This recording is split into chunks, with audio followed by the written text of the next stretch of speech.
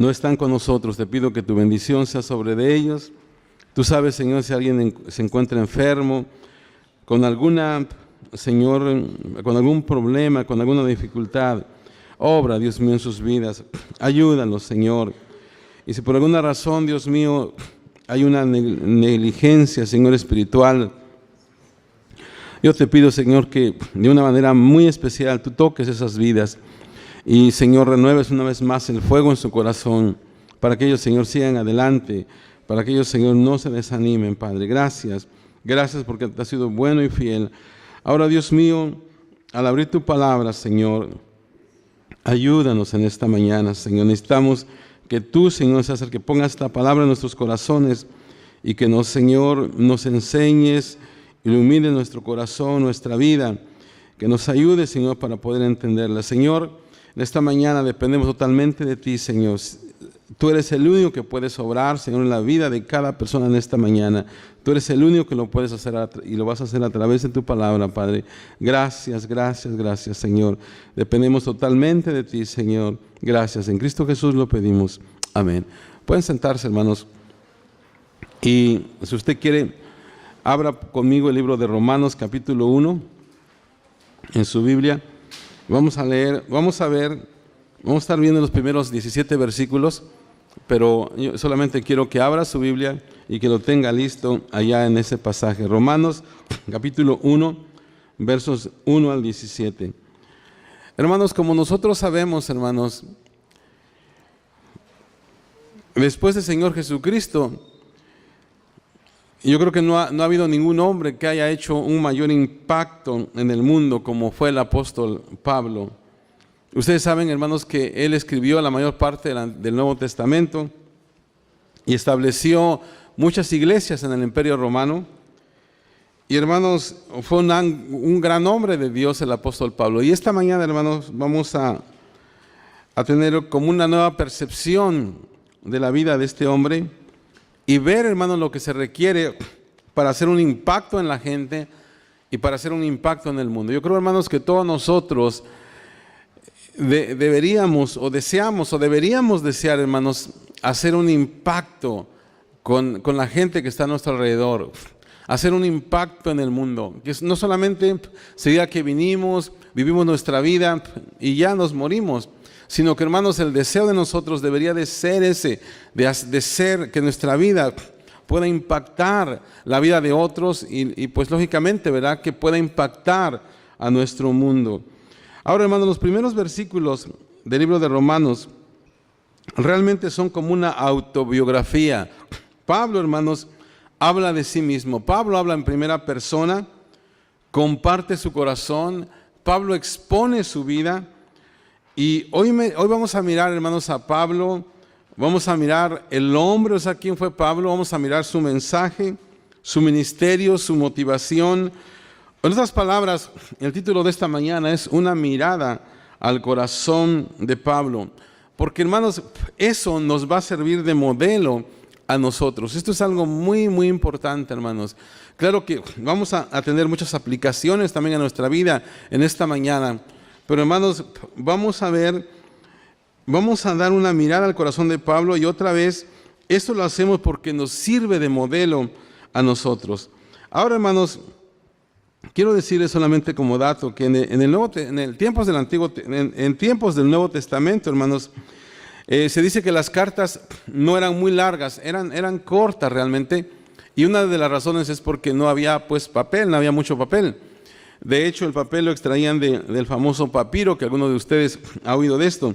Hay un proceso en el cual ellos sacaban, es una planta que crece en el Nilo, el papiro, y bueno, a través de un proceso lo volvían como pues una especie de papel, ¿verdad?, un poco grueso, y entonces ahí escribían. Entonces era muy, muy, muy caro eso, y entonces por eso no había, las cartas no eran muy largas. Se dice que, o los escritos no eran muy largos. Se dice que una carta promedio, un escrito promedio en el Imperio Romano era más o menos como unas 150 palabras, era todo lo más que había. Pero, hermanos, Pablo, al escribir Romanos, él usa 7100 palabras, fíjense. O sea que realmente tenía mucho que decir Pablo. Y como les he dicho, hermanos, vamos a pasar buen tiempo viendo estos escritos de Pablo, esta carta de Pablo, porque es muy importante, hermanos. Como les decía, hay muchos comentaristas, muchos teólogos, muchos personajes que han hablado acerca de esta carta. Solamente quiero agregar un gran comentarista suizo dijo en una ocasión: cada gran avivamiento en la historia se relaciona en alguna manera con este libro. O sea, cada gran avivamiento en toda la historia de alguna manera se relaciona con el libro de Romanos. Ahora, entonces, quiero que entremos, hermanos, en el capítulo 1, verso 1, si usted tiene su Biblia, si no va a aparecer ahí, dice: Pablo, siervo de Jesucristo, llamado a ser apóstol, apartado para el evangelio. Entonces vamos a ver Pablo ahora, el hombre. Pablo dice 3 cosas de sí mismo. En primer lugar, él dice: soy siervo de Jesucristo. Siervo de Jesucristo. Hermanos, la verdad, hermanos, es que todo mundo es siervo. ¿De quién eres siervo tú? Todo el mundo tiene un señor, tiene un dueño. Puede ser una persona o puede ser una cosa. Pablo nació libre, pero más tarde veremos cómo había sido esclavo del pecado, había sido esclavo del legalismo, pero ahora dice: soy esclavo de Jesucristo. Ahí en el libro de Juan, capítulo 8, verso 34, el Señor Jesús dice: el que hace pecado es siervo del pecado. Y en Romanos 6, 16, Pablo habla acerca de ser siervo del pecado, pero aquí habla de ser siervo de Jesucristo. Y como digo, hermanos, todo mundo es siervo de alguien. Hay gente que dice: yo no soy siervo de nadie, yo no sirvo a nadie. Pero ¿sabe qué? Muchos tal vez no se identifiquen o digan que no sirven a nadie, pero son siervos de sus pasiones, son esclavos de su mala conducta, de sus actitudes, de su propio yo. O sea que eso es una esclavitud todavía más grande. Entonces, hermanos, en lugar de ser eso, Pablo dice: soy siervo de Jesucristo. Quiero que reflexionen eso, hermanos. Todo mundo es siervo de alguien. Y si vamos a ser siervo de alguien, pues seamos siervos del Señor Jesucristo. Luego, en segundo lugar, dice: llamado a ser apóstol. Eso es algo muy importante, hermanos. Quiero decirle esto: en el ejército de Dios, no es un ejército, hermanos, de voluntarios, sino que es un ejército de comisionados, de llamados. Tú y yo, hermanos, somos comisionados. O sea, que no te alistes en el ejército de Dios como un voluntario. Cuando nosotros entramos a ser parte del cristianismo, a ser parte del ejército de Dios, nosotros somos llamados a hacer lo que Dios quiere que hagamos. O sea que de hecho, si tú, hermanos, dices que eres cristiano y no estás haciendo algo, no estás sirviendo a Dios, tú estás fuera sin licencia. O sea, tú estás fuera sin permiso. Yo no sé cuántos de ustedes saben, pero me imagino que todos saben esto, ¿verdad? Que en el ejército se dice que uno es soldado las 24 horas del día. O sea, donde quiera que tú estés, tú sigues siendo soldado. Por eso es que cuando alguien es militar y quiere salir a otro país o quiere hacer otra cosa, tiene que pedir permiso. O sea, no puede salir solamente así. Entonces, hermano, nosotros en el ejército de Dios somos llamados. Claro, hemos hablado a veces de servir en un ministerio como voluntarios, pero eso es cuando tal vez tú tienes tu ministerio principal y de alguna manera puedes incursionar o hacer otra cosa. Pero como miembros del ejército de Dios, no somos voluntarios, hermanos. Somos comisionados, somos llamados. Y hermanos, no podemos nosotros hacer a un lado esa situación. No podemos decir: esto no lo puedo hacer, esto no lo puedo hacer. Sencillamente somos llamados y somos comisionados. O sea, no somos voluntarios, somos comisionados, somos llamados al servicio, llamados a compartir el evangelio. Puede ser que no seas llamado a ser apóstol, como dice, el apóstol Pablo. Tal vez no todos somos llamados a ser apóstoles, pero somos llamados a hacer algo basado en tus talentos, en tus dones. Eres llamado. Ahora, en tercer lugar, la tercera cosa que Pablo dice, que es apartado para el evangelio de Dios. Apartado. ¿Sabe qué, hermanos? De aquí es a donde sacamos la palabra griega o hay una palabra griega, ¿verdad? De donde viene la palabra, o eso es una palabra griega de donde viene la palabra horizonte, apartado. O sea, el horizonte es algo que está lejos ahí, ¿verdad? En el horizonte. O sea, Pablo dice, estoy apartado para el Evangelio. En otras palabras, Pablo dice, es mi especialidad el Evangelio. Soy especialista en el Evangelio. El Evangelio era el gran tema de la vida de Pablo. Ahora, ese es Pablo como persona. En segundo lugar, el mensaje de Pablo. Y el mensaje de Pablo, hermanos, sencillamente, pues es el Evangelio. Verso 2 dice que Él, o sea Dios, había prometido antes por sus profetas en las Santas Escrituras acerca de su Hijo, nuestro Señor Jesucristo, que era del linaje de David, según la carne, que fue declarado Hijo de Dios con poder, según el Espíritu de santidad. Aquí hay algo muy importante, hermanos, con respecto al mensaje de Pablo. El mensaje era el Evangelio. Ahora, hermanos, el Evangelio, como muchos de ustedes, sencillamente significa buenas noticias, ¿verdad? Buenas nuevas. La palabra Evangelio, hermanos, no tenía ningún significado religioso. Solo quería decir buenas nuevas. Si tú, por ejemplo, eras un soldado, después de haber acabado la guerra, tú venías y decías, hemos ganado, hemos terminado la guerra. O sea, ese es un evangelio. Todos, hermanos, probablemente hemos compartido un evangelio en nuestra vida, o sea, desde este punto de vista. Por ejemplo, cuando alguien se gradúa, dice, me he graduado, o sea, ese es un evangelio, una buena noticia. He aprobado los exámenes, ese es un evangelio. Por ejemplo, cuando una mujer va al doctor y luego viene diciendo, estoy embarazada, ese es un evangelio también. O alguien tal vez viene y dice, no estoy embarazada, es también un evangelio para otra, ¿verdad? Porque era una buena noticia tal vez para ellos. Pero hermanos, el evangelio sencillamente quiere decir buenas noticias, o sea, buenas nuevas. Ahora, ¿qué podemos decir del evangelio? Eso es muy importante, hermanos. Estábamos hablando el otro día acerca de que una buena teología nos va a librar de muchas cosas. Y aquí vamos a ver cosas muy interesantes.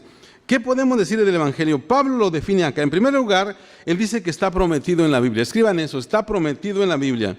En el verso 2, otra vez, que él había prometido antes por sus profetas en las Santas Escrituras. O sea, está hablando del Antiguo Testamento. En Hebreos capítulo 1, verso 1 y 2, dice ahí el autor, Dios, habiendo hablado muchas veces y de muchas maneras en otro tiempo a los padres por los profetas, en esos postreros días nos ha hablado por su Hijo. Pero dice que habiendo hablado de muchas maneras a través de los profetas, ¿verdad? Luego en Lucas 24, Jesús está hablando a unos hombres después de su resurrección. Y Él les dice, y comenzando desde Moisés y siguiendo por todos los profetas, les declaraba en todas las Escrituras lo que de Él decían. O sea que Jesús toma el Evangelio, toma el Antiguo Testamento y él está hablando de sí mismo. O sea que, hermanos, el Evangelio no empezó en el Nuevo Testamento. A través de todo el Antiguo Testamento vemos nosotros las figuras, vemos los símbolos, sacrificios, promesas de Dios. O sea que todo esto no nació en el Nuevo Testamento, sino que viene de antes, viene desde el Antiguo Testamento. Entonces, Pablo dice que lo primero que podemos decir del Evangelio es que está prometido en la Biblia, o sea, a través de todas las figuras, a través de todo lo que estaba en el Antiguo Testamento. La segunda cosa que vemos del Evangelio es que es acerca de una persona, y eso lo vemos en el verso 3. Dice acerca de su Hijo, nuestro Señor Jesucristo, que era del linaje de David, según la carne. El Evangelio, hermanos, es acerca de una persona. Jesucristo, acerca de, significa respecto de. Hay una versión que dice el Evangelio se centra en el Hijo de Dios. Hermanos, el cristianismo no es una religión, es una relación que tenemos con Dios, una relación con Dios a través de Jesucristo. Ahora, ¿qué se puede decir de Jesucristo? Dos cosas. En primer lugar, fue humano, fue verdadero, o sea, tuvo una naturaleza humana. Dice aquí que era descendiente de David. ¿Quién fue David, hermanos? David fue un personaje que existió. David fue el segundo rey de Israel y fue prometido a través de todo el Antiguo Testamento que Jesucristo vendría del linaje de David, ¿verdad? Entonces, si nosotros vemos en Mateo capítulo 1, Lucas 3, vemos ahí dos genealogías, ¿verdad? Que una es de María, otra es de José. Lógicamente que José no era el padre del Señor Jesús, sencillamente fue su padre que lo crió. Pero si vemos esas dos genealogías, vemos que las dos terminan de la misma manera, porque a través de José o de María se ve que Jesús era el hijo de David, o sea, descendiente de David, o sea, que era humano. Y eso es algo que a veces nos va a costar trabajo entenderlo, pero tengo que decirlo. La Biblia dice que era 100% hombre. Ahora, y lógicamente que también era 100% Dios, y es lo que digo, a veces tenemos trabajo en entenderlo, pero así es. Ahora, ¿por qué es importante que Él fuera hombre? O que Él fuera 100% hombre. Hay un pasaje en Hebreos 4, verso 15, donde si Jesucristo no hubiera sido humano, hermanos, no tendríamos ese texto. Dice, porque no tenemos a un sumo sacerdote que no pueda compadecerse de nuestras debilidades, sino uno que fue tentado en todo según nuestra semejanza, pero sin pecado. O sea que si Jesucristo no hubiera sido 100% hombre, no podía ser ejemplo para nosotros, no podía sufrir